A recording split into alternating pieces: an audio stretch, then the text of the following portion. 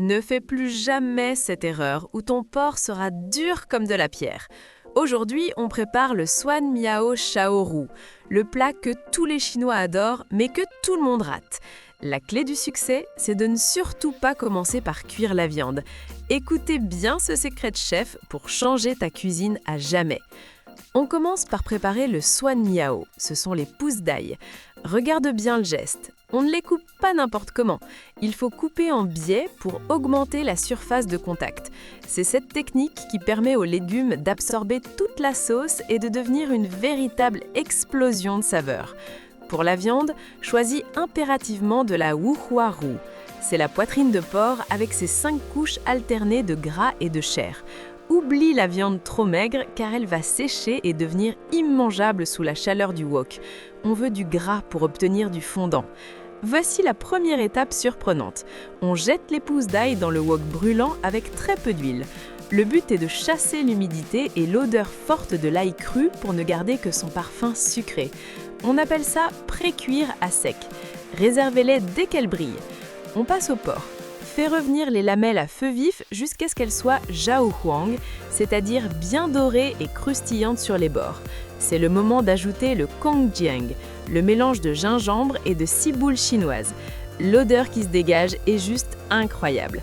Verse maintenant un filet de laochu, c'est la sauce soja noire qui va donner cette couleur acajou profonde et appétissante à la viande.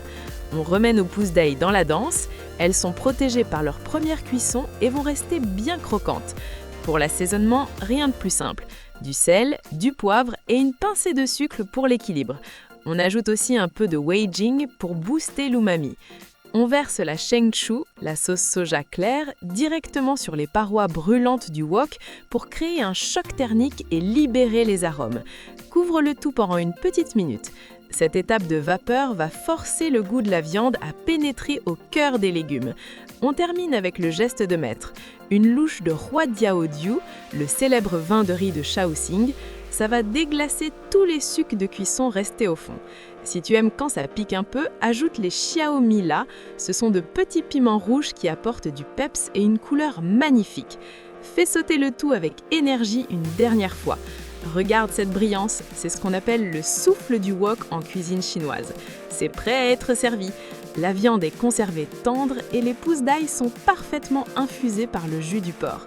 Accompagne ça d'un grand bol de riz blanc et je te promets que tu vas en reprendre 3 fois. C'est le plat de confort par excellence. Une texture parfaite, un goût authentique, c'est exactement comme au restaurant à Pékin, mais dans ta cuisine. Et toi, tu préfères manger ton porc bien pimenté ou plutôt douce? Réponds-moi dans les commentaires.